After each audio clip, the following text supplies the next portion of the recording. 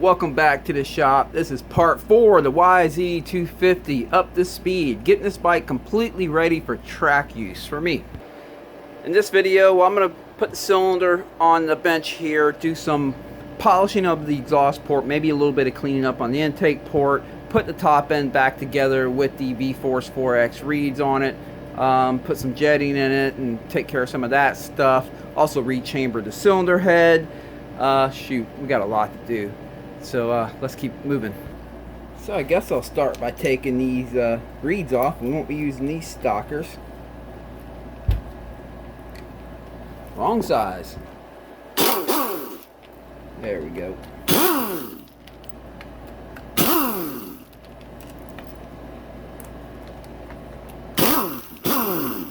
Gonna have to remove the power valve next because I need to get all that out of there to start polishing the exhaust port. These look in fabulous shape. I figure they would. And as you've seen, this bike has not been ridden very hard. These are nice reusable gaskets right here. Steel shim with the rubber coating. Set that aside. Alright. Okay, now I got to remove the power valve. Now, I have a complete step-by-step for a whole top end on these YZ250s, removing the power valve, putting it back in, all that, and another video, a step-by-step. There'll be a link in the description. This is going to be pretty much just a blast through, and I'll show you highlights as we go along. So that being said, let me get that power valve out.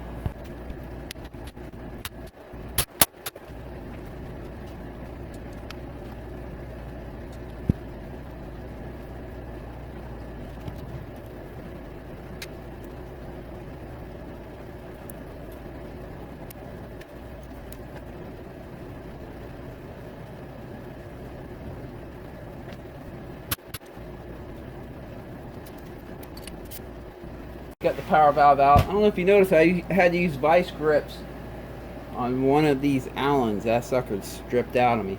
But that's okay. You know, when you own these YZ250s, you learn to kind of keep some stuff around. I got some brand new hardware for it right there, because that just happens on these. You have to use, you definitely have to use Loctite on them, and sometimes they'll just strip out and try to get them out. Let me get this cleaned up so we can start with the polishing. Oh, you know what? I forgot the little drums in here. Dang it. Let's see, pop these suckers on out of here. Come on out. There's one.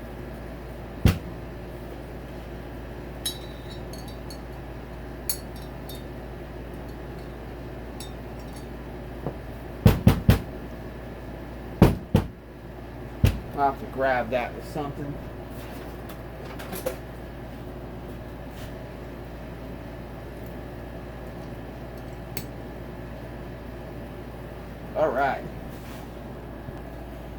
Alright, got it all cleaned up. I mean, good enough for now. You know, all I did was spray it with brake cleaner. There wasn't really anything to grind off or clean off because, well, someone's been using good 2-cycle oil on it. Anyway, got this little ridge right here with casting flaw. Gonna clean that up. Just looking in here. I know there's a big one. I don't know if I can get you up in there. There's a big one right back here. And let me get a better light. Okay, we got this one right here. Clean up, and then back up on the sidewall. Back here. Oh, yeah, back there. Back here. A little bit of that, and then I'll polish it up. So let me get started with that.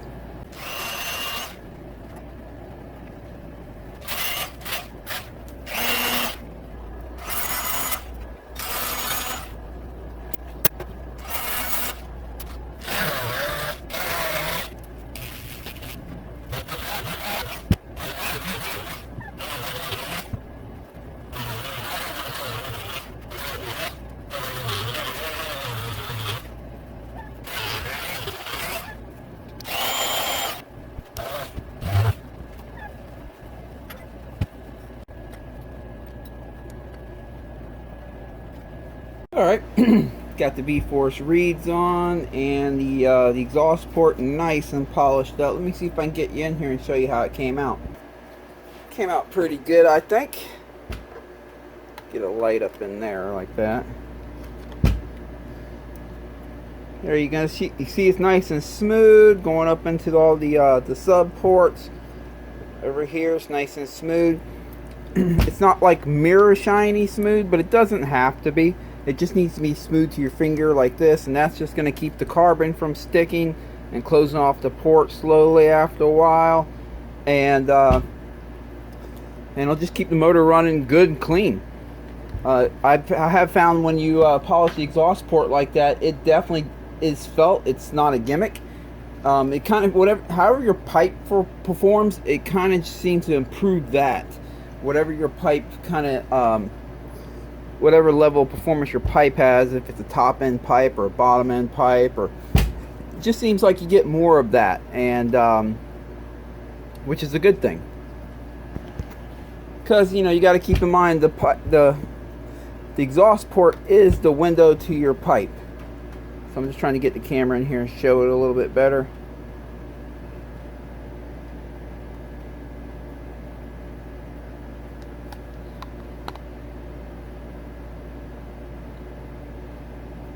Yeah, came out pretty good. I'm pretty happy about it. The more critical spot for this bike is actually on the walls, the side walls of the exhaust port right here. There's usually a lot of casting flaws in this wall, and it kind of closes it off just a hair.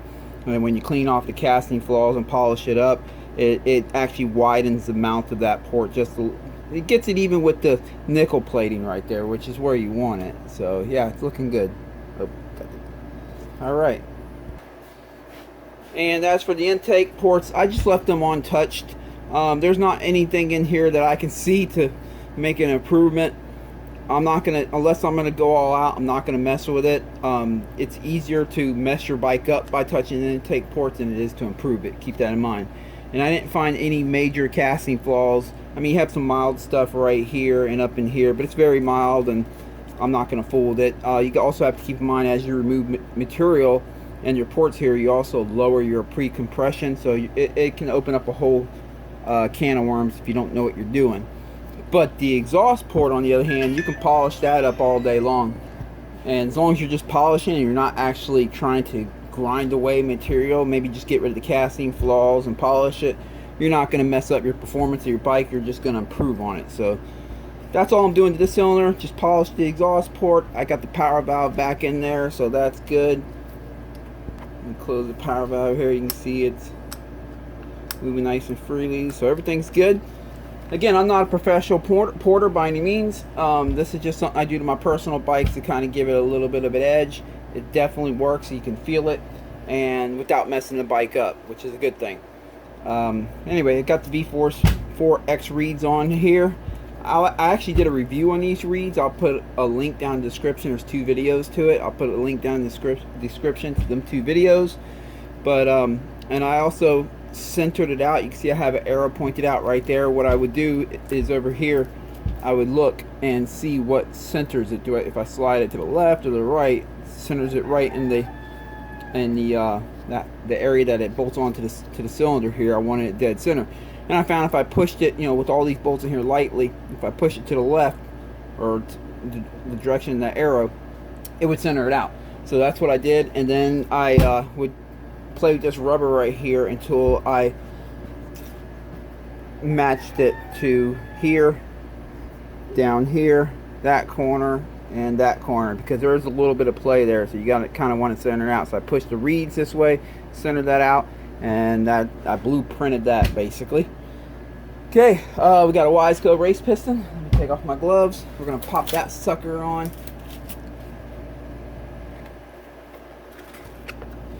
I chose to go with the YZ250 race piston this time. I've kind of gone back and forth on these a little bit. I think I'm gonna just, at this point, from this point on, I think I'm gonna stick with the race piston at least for a little while. Here's what I'm thinking.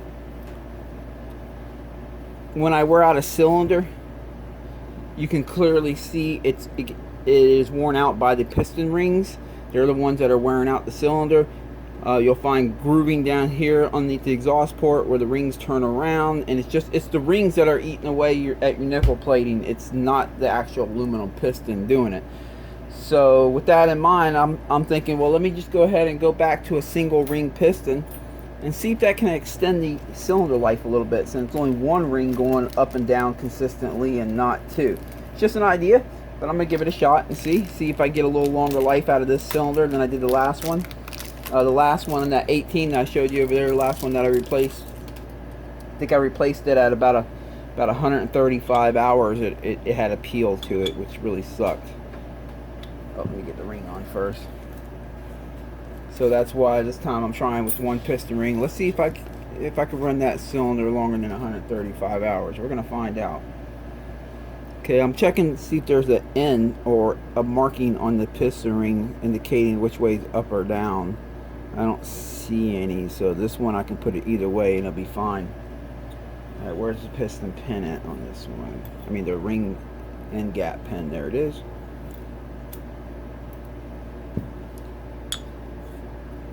These are really nice pistons though, these YZ250 race pistons. They come with one piston ring.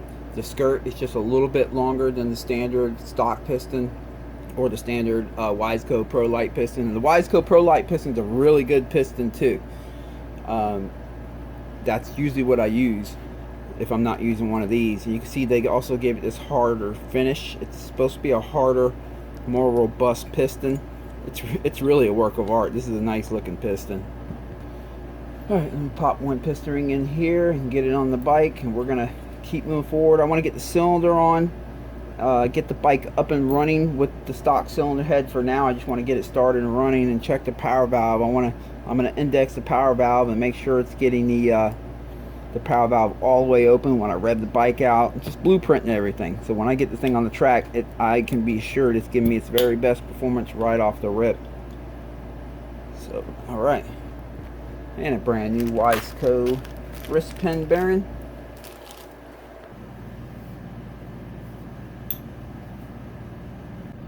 Don't grab her help.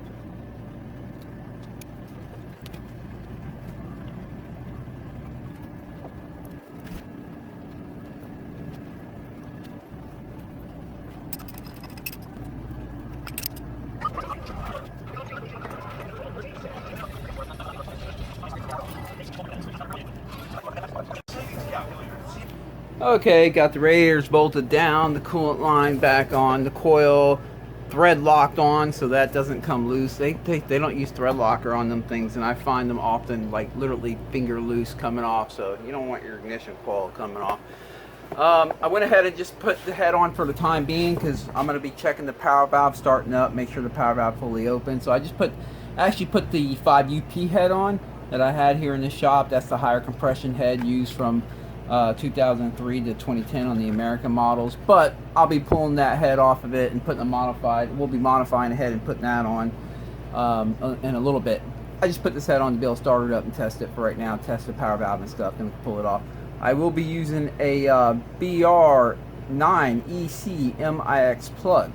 It's one heat range colder than the stock 8 plug, and it's also a these are real popular in the KTMs, but I find that they do really good on these Yamaha 125s and the 252 strokes. Once you have some modifications done to them, these spark plugs are really good for that. And I typically run heat range colder. I found that if you run the stock heat range, it's good if you're just trail riding and stuff, but when you're on the track, when you pull off the track, the bike can sound a little bit different than it did when you were going on the track. And you'll think it's jetting or something, but it's not. It's just the spark plug's getting a little too hot. If you run it hard on the track, go to a 9 and that'll clean that right up. Okay, what I've done is I put a mark. Let me show you. I'm going to open the power valve to where the marks line up here. You see the two black marks, the Sharpie mark here on the rod and the one right here. When they line up, they need to at least line up to fully open not only the center tongue on the transfer port, the power valve, but also the sub ports on the side, the sub exhaust ports. They're fully open when that lines up, and I verified that obviously by looking up the exhaust port and opening it until they're both fully opened up. as far as they need to be, at least to fully expose that port. And then I put a line here. So we'll put the pipe on, but we'll leave this cover off. I'll do a couple heat cycles, get the new piston, you know, broken in first. And then I'm going to rev it out and make sure that it opens the power valve far enough. Hopefully it does, because I don't want to have to try to figure out some modification to get it to. But I like to check that, because a long time ago I did have a 06 KX250 that wasn't opening the power valve fully. And once I realized that, I made some corrections to it to get it to open the power valve fully, and I actually gained some good top end power by doing that. So since then I've learned to always check these on my bikes. So, let me actually go ahead and knock out the jetting and stuff real quick on the carburetor first before I put the pipe on and start her up. Okay, I pulled the throttle spring out because I will be clipping it down short to about the same length as this one right here. The reason I do that is because I'm putting a quick twist throttle on it, and when you put a quick twist throttle on it, it decreases the leverage that you have on the spring down here, and makes it a little bit stiffer to twist the throttle. So by taking about it's about a coil and a half that I cut off the top here, that will get it back to a stock feeling throttle, just less twist to get the full throttle. Okay, so I end up cutting exactly just one coil off the tip here, and that'll go right in here. So if you put these quick twist throttles on and you want a little bit of an easier throttle pull on the YZ250, exactly one coil off is pretty much will get you right back to stock level pull.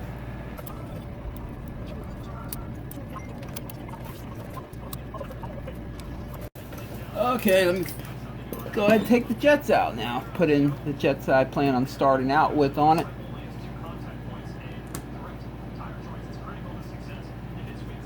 This thing should turn more than that. Let's see. Okay, there you go. I got it turned the rest of the way. I was just caught up a little bit there. I know firsthand you should be able to spin these carburetors on the bike far enough to be able to get to the main jet. That's what that little slit's there for. So you get a nut driver in there and get to your main jet, and we get the pilot out through there too, usually at least. The main.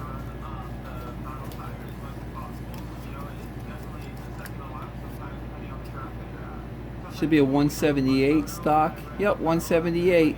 All right. Okay, I had to pause the video there and make a correction. I actually had one of the reed bolts here loose, and that's what was making it difficult to spin the carburetor. Alright, let me pull that back off. I just put it on finger tight so I can correct that. Get the main jet out. Let me go ahead and pull out the pilot jet. This should be a 50 if it's still stock. Let's see.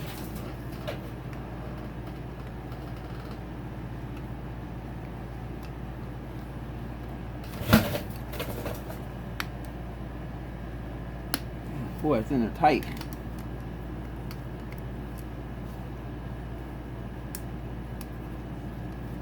Got her coming out though.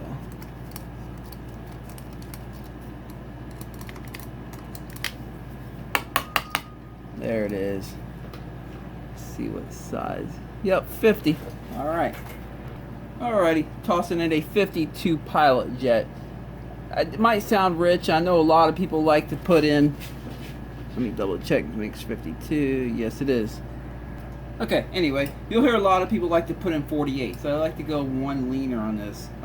That's okay with the stock head, I guess, but what they're trying to do is crispen it up. You'll hear people mention that it makes the bike run a lot crisper when they go to the 48. The reality, in my opinion, my experience, my opinion, the crispness really comes in the cylinder head. If you wouldn't have to lean it out like that if you just get the squish band clearance between 40 to 50 thousandths, then you'll be nice and good like that, nice and crisp. And since I've run mine closer to 40 thousandths, 48 is way too lean. 50 is kind of borderline lean. At that point, the 52 does good. It keeps that tip-in pinging, tip-in detonation, whatever, under control, and it gives it a nice, good, smooth feeling. And that was a 172 pilot main I just put in there.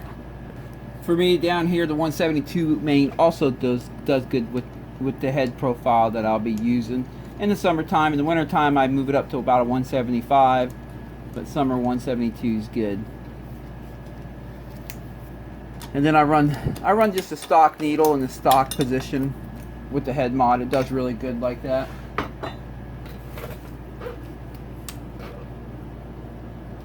Alright. Okay, got her ready to start up for the first time. Got the jetting in the carburetor, the whole top end back together, all that kind of stuff. I already filled her up with coolant. I have the pipe on, but like I mentioned a few minutes ago, I left this cover off because I have them Sharpie marks on it. We're going to make sure that it's open at the power valve fully. So I put the exhaust on so it's not overly loud in this neighborhood. Yeah, and while I'm sitting here doing this, I'm actually watching the motocross race. So let me go ahead and start it up. I got to run it through a heat cycle, maybe 2 heat cycles before I wring it out to see how that power valve's doing. So let's go ahead and start her up. Oh, I also got his fuel out of it and put my fuel in it. So now we have a good mixture of 60% race fuel, 40% pump gas. And with that 5UP head on it, it's going to sound a little better. A little higher compression head. Well, definitely got more compression.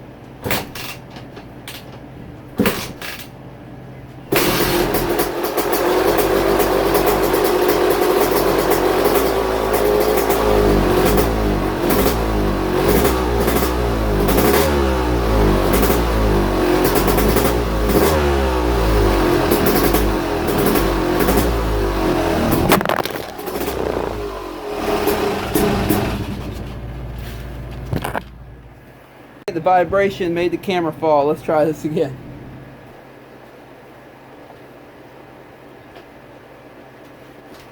Pressure.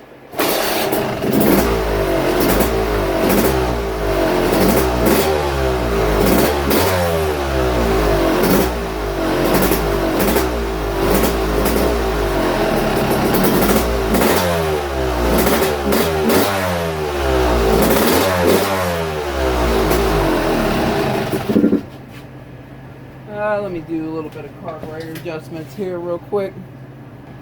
Okay.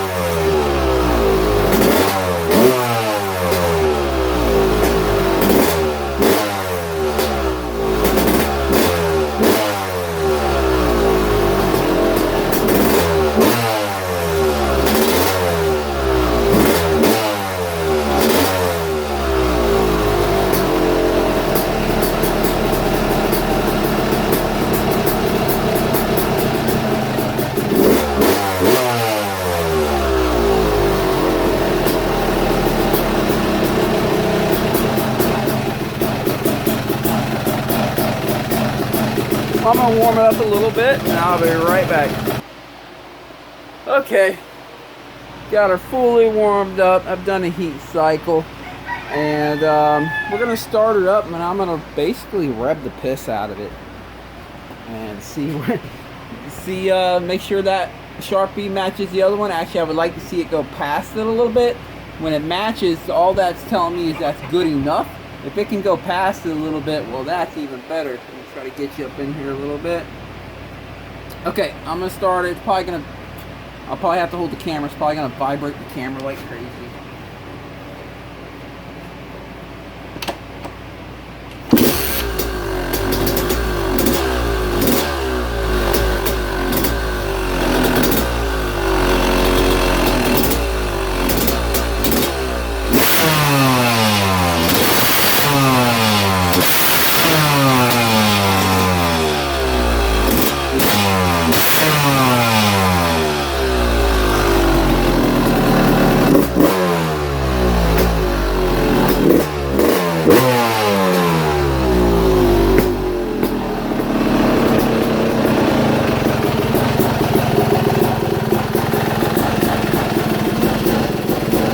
Heck yeah, it's opening it up nice and far. That's good.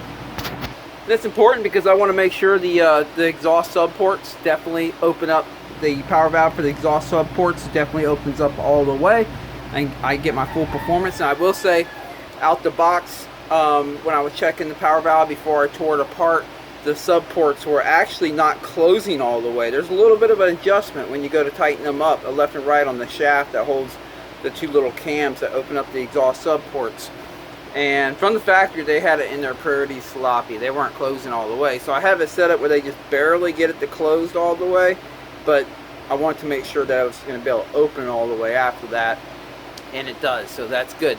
Again, down in the description, there'll be a link to a step-by-step on the top end where I do the power valve. I mess around with all that stuff. But just remember, the sub-port power valves are adjustable. How far they can open and close is adjustable, and you want to make sure they at least get fully closed and fully open if you have it set up properly. Okay, so I guess I could pull the exhaust back off and stick that back on there and bolt that down. I'm gonna leave this off for the time being because, well, we're gonna have to pull the cylinder head off and do the rechambering of the cylinder head. But I'm done underneath the power valve cover, so let me go ahead and put that back on there. For this beautiful Pro Circuit pipe, before I put it back on, see that little lip right there? They have like it's like an overhang of weld or something, flash, or when they cut it. I'm gonna grind that nice and smooth with this tool right here and get rid of that.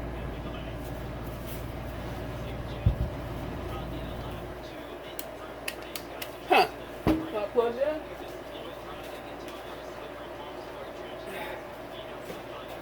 Alright, let's try again.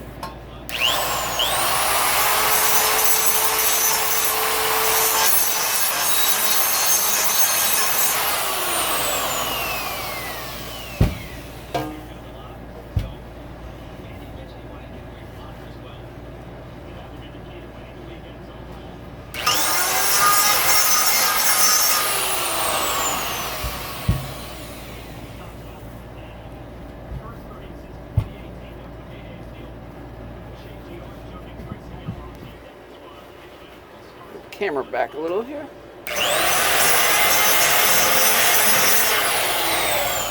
Alright, let me check my work. Alright, it's looking much better. I got rid of that lip going all the way around. So, yeah, let me put it on. Okay, let me pull the tank back off, pull the head back off, and we're going to get to rechambering that head, get a nice squish band clearance and a good compression ratio. Okay, got the cylinder head back off. I went ahead and CC'd the, just checking my equipment before I get started. The 5MW, that's the stock head from 2011 to current. The low compression head, as I call it. And I have a 5UP head here. This was a head used from 2003 to 2010 on the American model. This is the highest compression head they've ever used on the YZ250 since 1999. And I'm basically using this one as my reference because I will be matching the compression ratio, the overall CCs of this head for my modified head. All I'm doing here is I'm getting the squish band clearance down to about 43 on the outer edge or so, and work it up to right about maybe closer to 50 right here before the dome area. And then I'll open the dome back up to get the compression ratio or the overall CCs to match this 5UP head here. They're about a half a cc difference between this one and that one. These are supposed to be about 21 cc's, and these are supposed to be about 21 and a half. So I'm just shooting for a 21 on my modified head. I'm going to use this head right here and modify it. But for right now, I'm just going to use the formula I've been using on my 2018 for quite a while actually, which is 21 cc's matching the 5UP head and a squish band about 43 thousandths on the outer edge, and then work it up slowly to closer to 50 as we get closer, give it a little bit of taper basically. That's a formula I've used for quite a while. A long time ago I came up with that formula. I found it a good middle ground and made good torque, yet it still revved out good. So I'm going to start with that. Like I said, down the road I'll make another video where I actually make a few different heads and actually try to fine tune the compression ratio. To give you a quick crash course, the tighter you get the squish band clearance, when the piston's at top dead center, how tight it is between the top of the piston dome and the squish band right here. The tighter you get that, the more overall peak horsepower you'll get, and it'll crispen your throttle response. However, it does raise your octane requirements. It can, and stuff like that. And then the compression ratio, the overall CCs when we're done getting the squish where you want it, that kind of dictates where you want your power placed. So a higher compression ratio is going to give you a stronger mid-range, bottom and mid-range, and a lower compression ratio is going to allow it to free rev up top and give you some over rev. So there's a balancing act to it. You kind of want to get it, you want enough compression where you get good bottom and good mid, but not so much that you start robbing top end. That's where I like to set them at least.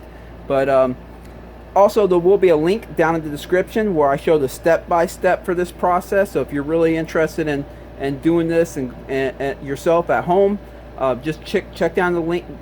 Check down in the description. There'll be 2 links down there to 2 videos, a part 1 and a part 2, where I walk you through this step-by-step. This is just going to be pretty much, I'm just going to crash through it and show you highlights as I go through it. So let's get started. All right, the first thing I need to do is them little dowel pins that go in here. I need to shorten them up a little bit. They measure pretty much about 8 millimeters, but I need to bring them down to about 7 1/4, because as I shave that head, as I mill the head or whatever you want to call it, these can end up bottoming out, and you'll go to bolt your head down and you'll end up cracking your head. So it's pretty important to shave them down. Again, that's all covered in the 2 links down in the description if you're looking to do this at home. Okay, got them shaved down and in place. Have a granite slab here, 3 grades of sandpaper, or I use spray adhesive to glue them down. So let's get started with the shaving. Oh, by the way, you can obviously send your head out and have it rechambered by, well, I don't know who still does it anymore. I know RB doesn't do it anymore, but there are people out there you can send them to and get them rechambered, and you know, it's a lot quicker. You pay some money, but I like to do them myself personally. I've been doing them myself since like 2007. I like to do it myself because I like to fine tune it, play around a little bit, try different profiles, and look for that perfect one without having to send it out a million times and pay someone over and over again. I just do it myself, and when I get it right, I have the satisfaction that my bike runs good because of my 2 hands. So that's why I'm doing it like this. Anyway, let's get moving. Alright, put some lube on it, WD-40. Hopefully these things are stuck down good enough. I've given them some time to dry. Alright, all I'm doing, again, it's all covered in the video down in the description, but I have this little fitting right here. Put my weights right there. I'm going to start with this 60 grit and just dig into it, because this head, the 5MW head, the squish band clearance is well up into the 70,000s, even closer to 80,000s, I think. And I need to get it down to about 43 or so.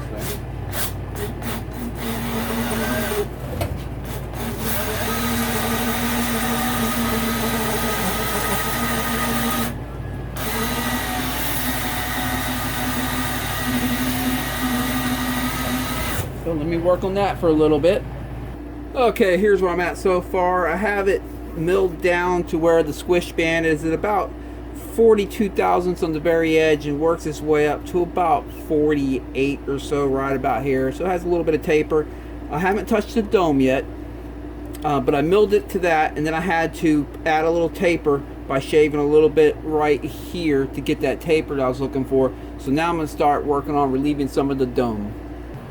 This is not the fun part of the job. Get you in here in this angle so you can see what I'm doing.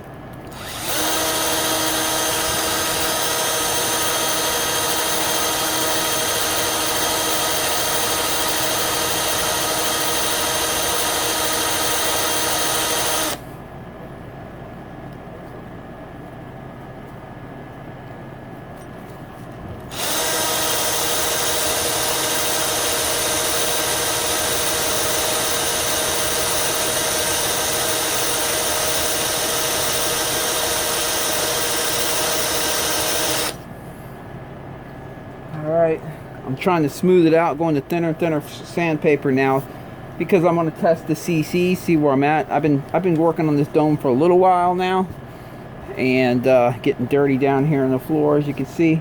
But I got the dome, it's starting to open up, have the squish band where I want it, so yeah. Just getting a little bit smoother, polishing it up just a little bit.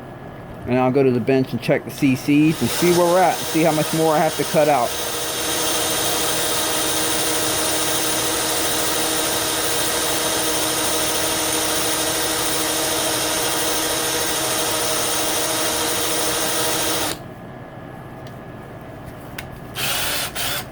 Crap. There we go. Making a mess here. Starting to look pretty cool though. Think I'm almost there. Gonna CC it again, see where I'm at. Actually be there. Last little bit of water in here and see.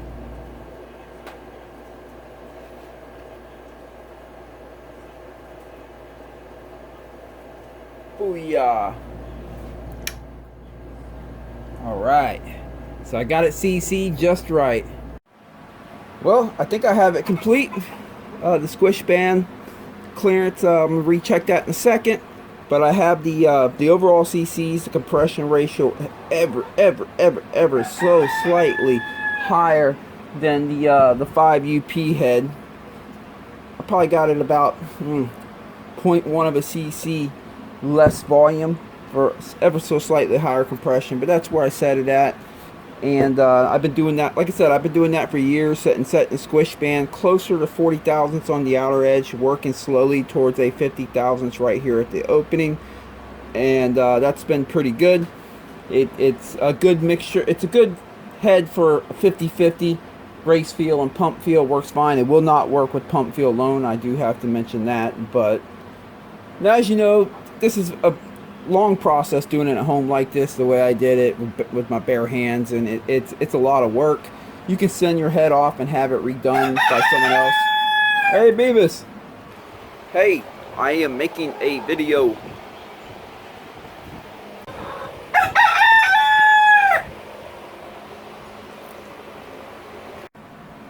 Anyway, you can send your head off, pro circuit. There's a lot of people. It used to be RB heads, but I don't think he's doing it anymore. And you know, just pay someone to do it. They're like RB heads that he used to have you lay solder across the piston, put the cylinder on, compress the solder, and send that in with your head so he can get the squish band clearance right. And I expect that's how other people are doing it too. This is one of my first heads I did years ago. This was off of my 06 YZ250 two-stroke back in the day. This was a good head, but it developed a crack right there. And the reason being was I didn't know at the time that I needed to shave down them little pins that go in here. So when I was bolting the head down, it was actually like folding the head over them pins. Didn't know that back then, that the pins were bottoming out. But this, you can see my hand work has gotten a little bit better throughout the years. The bowl is blended smoother. This one has like steps to it and stuff, so you know, take your time and you can do a good job if you want to do this yourself at home. And the good thing about doing it yourself at home is you can change the profile. You can, like this head right here that has some markings on it right here, I'm going to use this as a tester. The markings are very light from detonation, and most of that, some of that will be smoothed out when I'm doing the rechambering, but I'm going to use this one as a tester. So after I get this bike all set up, I'm going to put this head together with pretty much the same squish clearance, but I'm going to start with about a half a cc, maybe 0.75 of a cc more than this head. See what that does, how I like it. Go to the track, do it back to back, and if that's good, I'll know higher compression's better than where I'm at right here. But if it's not, and I prefer this head more, then I'll take this head and I'll open this up even more to lower the compression even more, and then get it about a half a cc, maybe 0.75 of a cc lower compression than this head right here, and put it back on and try it out. So what I'll be, in the end, I'll figure out if a slightly higher or slightly lower compression ratio than this head right here is actually what I'm looking for currently. Now, I've done all these tests in the past, but as we get older, times change. Our riding style changes. Not only that, I'm using different parts. I have the Vforce 4X reeds now, not using the 3s anymore, and stuff like that. So it's nice to revisit this and get a really good fine tune in. But let me go ahead and lay some solder across that piston. I'm going to get one more squish band check, because I like to keep these things on record. Like this one right here, what's fading off says YZ250. This is some solder from my 2018 over there. And I use that as a reference, so when I'm doing someone else's cylinder head, I can get that squish band exactly the way I had it with the same taper and everything. So one more squish band check, and then I will bolt the head on, put the bike back together, and we'll give her a test fire. Just gonna take some solder here, cut it a little bit bigger than the width of the head there. Alright, I lay it across the top of the piston.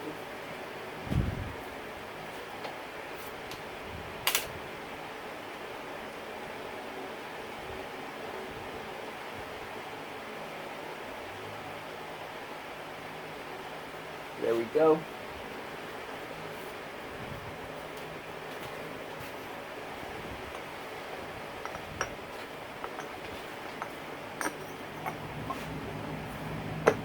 All right.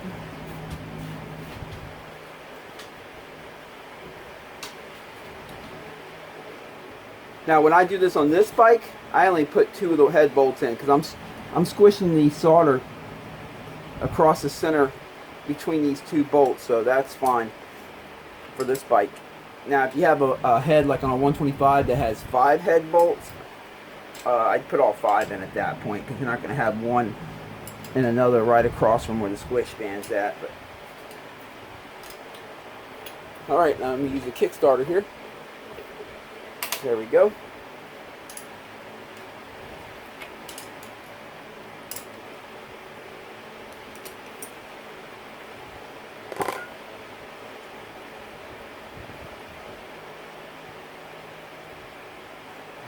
Pull the head off.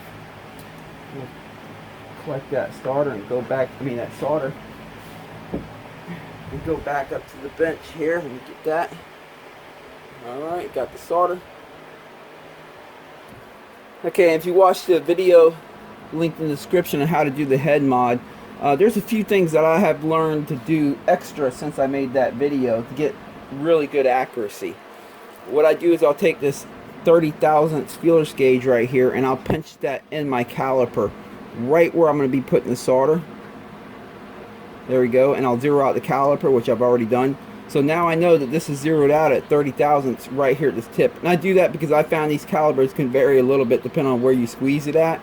So I've learned to do that, and that's one of the reasons why in that video you'll see that I set them right at 40 thousandths. Well, later on after doing this method, I found out that I was actually setting them at about 42, 43, maybe 44 because of that. So I kind of just stuck with that formula since that's been working good for me. But let's see where this one's at. So on the very outer edge there, if you take 30 and you add 12, that's 42 thousandths. Slide it up about midway. Works its way up to about right about there. Works its way up to about 44 thousandths. Let's go a little bit further here. Still about 44 thousandths right there. And then on the very end, almost the very end here, about 46. You can see I'm almost, can I get the focus?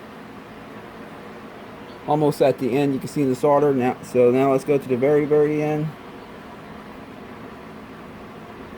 And it works way up to about 48.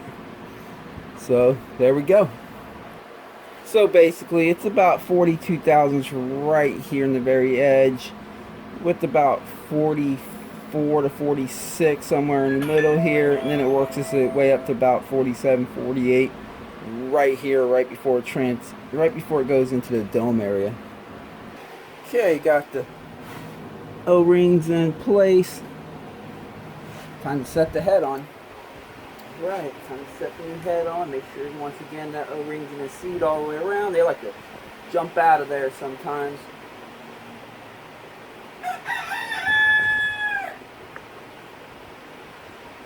But before I do that, let me double check one more time I got the right head. Yes, I do. Alright, here we go.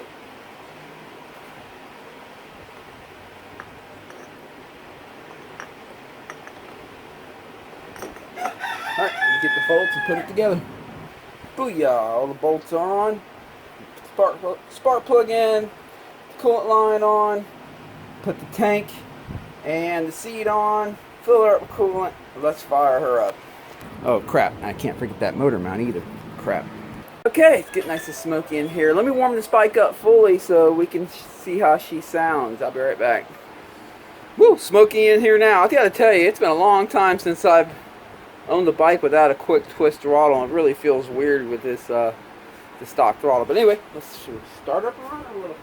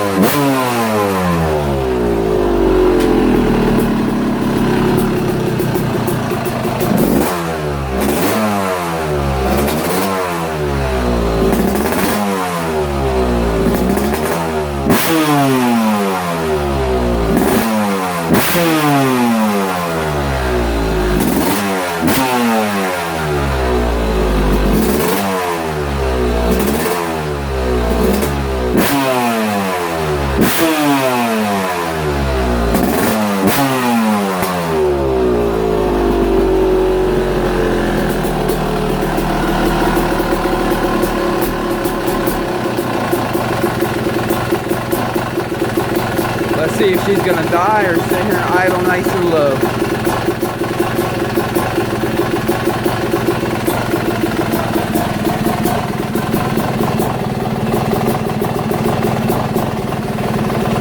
Seems like it's doing its thing.